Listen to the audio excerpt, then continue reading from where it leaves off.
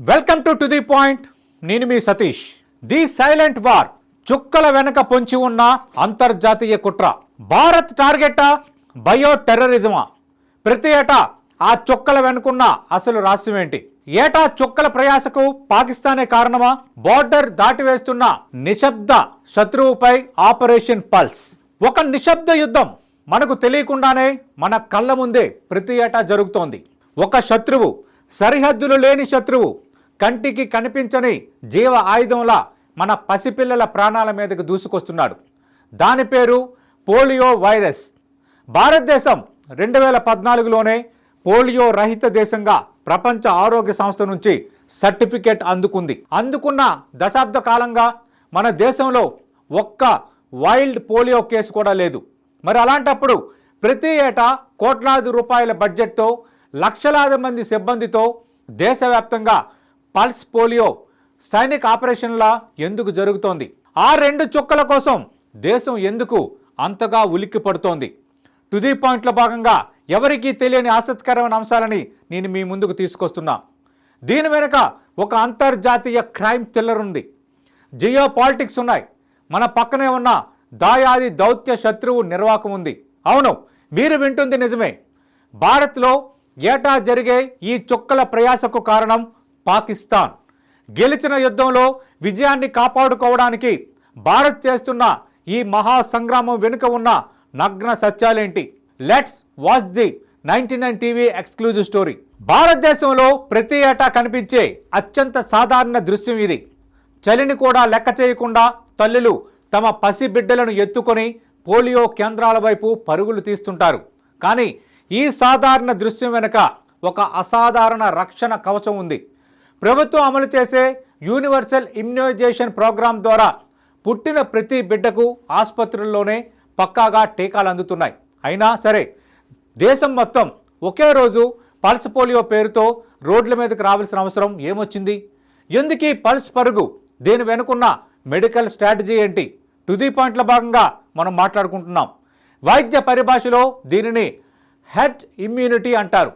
ఒక చిన్నారికి విడిగా టీకా వేయడం అనేది వ్యక్తిగత రక్షణ మాత్రమే. కానీ ఒకే రోజు దేశంలో లక్షలాది మంది పిల్లలకు ఏకకాలంలో చుక్కలు వేయడం కమ్యూనిటీ రక్షణ. ఇలా చేయడం వల్ల సమాజంలో ఉన్న ప్రతి బిడ్డలోనూ ఒకేసారి రోగ నిరోధక శక్తి పీక్ స్టేజ్కి చేరుకుంటుంది. ఫలితంగా వాతావరణంలో ఎక్కడైనా వైరస్ దాగి ఉంటే దానిని తదుపరి శరీరం దానికి దొరకకుండా అక్కడికక్కడే చచ్చిపోతుంది. వైరస్ వ్యాప్తి చెందే చైన్ను పూర్తిగా తుంచేసే వ్యూహాత్మక క్లీనింగ్ ఆపరేషన్ ఇది. కానీ ఈ వ్యూహంలో ఒక్క ఇంచ్ లోపం జరిగినా మహా ప్రమాదమే ముంచుకొస్తుంది. అందుకే ఈ ఆపరేషన్లో అత్యంత కీలకమైన సూత్రం రీచ్ ద అన్రీచ్డ్.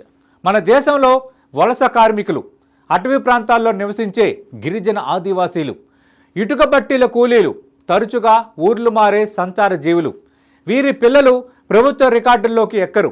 సాధారణ టీకా కేంద్రాలకు రాని ఇలాంటి మిస్సింగ్ చిల్డ్రన్లను వెదికి పట్టుకోవడానికే ఇంటింటికి వెళ్లి కార్యకర్తల సైన్యం రంగంలోకి దిగుతుంది. ఒక బిడ్డ మిగిలిపోయినా అక్కడ వైరస్ మళ్ళీ ప్రాణం పోసుకునే ప్రమాదం ఉంది.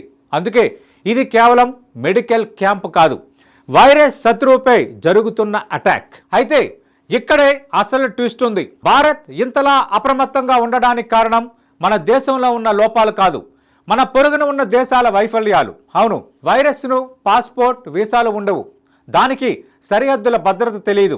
ప్రపంచమంతా పోలియోను తరిమి కొడితే నేటికి ఈ వైరస్కు సురక్షిత స్థావరాలుగా మారిన దేశాలు ఏవో తెలుసా? మన పొరుగున ఉన్న పాకిస్తాన్, ఆఫ్ఘనిస్తాన్. ఈ రెండు దేశాల్లో వైల్డ్ పోలియో వైరస్ ఇప్పటికీ కోరలు చాస్తూనే ఉంది.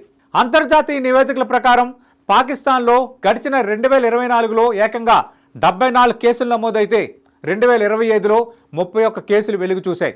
ఇక ప్రస్తుతం 2026 నాటికి కూడా అక్కడ కొత్త కేసులు నమోదవుతూనే ఉన్నాయి. అటు ఆఫ్ఘనిస్తాన్లోనూ 2025లో 21 పోలియో కేసులు, 2026లో తాజా కేసులు నమోదయ్యాయి. ఈ రెండు దేశాల వ్యాప్తంగా వందలాది పర్యావరణ, మురుగునీటి నమూనాల్లో పోలియో వైరస్ సజీవంగా తిరుగుతున్నట్టుగా ప్రపంచ ఆరోగ్య సంస్థ హెచ్చరిస్తోంది.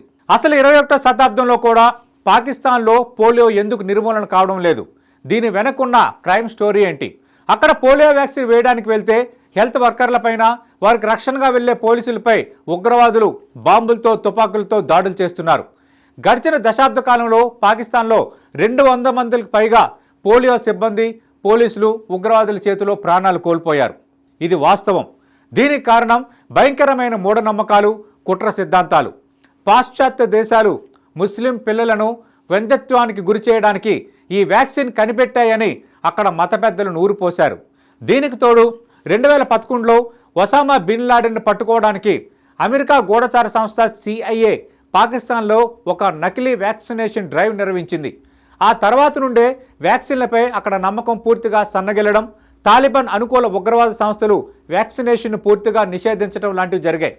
పైగా అక్కడ స్థానిక ప్రజలు తమకు కరెంటు, నీరు కావాలంటూ పోలియో వ్యాక్సిన్లను బహిష్కరిస్తూ ప్రభుత్వాలను బ్లాక్మెయిల్ చేసే విచిత్ర పరిస్థితి నెలకొంది. పాకిస్తాన్, ఆఫ్ఘనిస్తాన్లో ఈ భయంకరమైన వైఫల్యమే ఇప్పుడు భారత్కు పొంచి ఉన్న అతిపెద్ద ముప్పు. అంతర్జాతీయ ప్రయాణాలు, సరిహద్దుల గుండా జరిగే రాకపోకల ద్వారా ఆ వైరస్ ఏ క్షణమైనా భారత్లోకి ఎంట్రీ ఇచ్చే ప్రమాదం పొంచి ఉంది. ఒక అంచనా ప్రకారం ఒక పక్షవాతం వచ్చిన పోలియో కేసు బయటపడిందంటే సమాజంలో కనీసం 200 మందికి పైగా ఆ వైరస్ ఎటువంటి లక్షణాలు లేకుండానే తిరుగుతున్నట్టు లెక్క. అంటే శత్రువు నిశ్శబ్దంగా వ్యాపిస్తాడు. అందుకే భారత్ ఏమాత్రం రిస్క్ తీసుకోదలుచుకోలేదు. ఒక బిడ్డకు ఆసుపత్రిలో వేసే సాధారణ టీకా ఒక కవచం లాంటిదైతే పల్స్ పోలియో అనేది సరిహద్దులు దాటి వచ్చే శత్రువును తుడిచిపెట్టే సర్జికల్ స్ట్రైక్ లాంటిది. అయినా సరే ప్రపంచ ఆరోగ్య సంస్థ అనుసరించే కొన్ని ధోరణుల మీద అంతర్జాతీయంగా అనుమానాలు రేకెత్తుతూనే ఉన్నాయి. వ్యాక్సిన్ తయారీ కంపెనీల వెనక ఉన్న $1 బిలియన్ వ్యాపార సామ్రాజ్యం కోసమే దశాబ్దాలుగా ఈ వైరస్ను పూర్తిగా నిర్మూలించకుండా కొన్ని దేశాల్లో సజీవంగా ఉంచుతున్నారా అనే ప్రశ్నలు కూడా దౌత్య వర్గాల్లో వినబడుతున్నాయి. నిజమే, శత్రువు పక్కనే పొంచి ఉన్నప్పుడు నిద్రపోవటం ఆత్మహత్య సదృశ్యం అవుతుంది. అందుకే గెలిచిన యుద్ధంలో విజయాన్ని కాపాడుకోవడానికి భారత్ నిరంతరం చేస్తున్న యుద్ధమే ఈ పల్స్ పోలియో. పాకిస్తాన్ లాంటి దేశాల వైఫల్యం వల్ల మన దేశంలోని పసిపిల్లలకు ఏటా ఈ చుక్కల ప్రయాస తప్పడం లేదు. ప్రభుత్వం తీసుకుంటున్న ఈ అత్యున్నత స్థాయి బయోసెక్యూరిటీ నిఘాకు ప్రతి ఒక్కరూ సహకరించాలి. మీ ఇంట్లో ఉన్న 5 ఏళ్లలోపు పిల్లలందరినీ తప్పకుండా పోలియో చుక్కలు వేయించడం మర్చిపోవద్దు. దేశ భద్రత, సంపూర్ణ ఆరోగ్యం కోసం అందరూ భాగస్వాములు కావాలి. ఇది ఇవాటి to the point. This is Satish, chief editor 99 TV, signing off.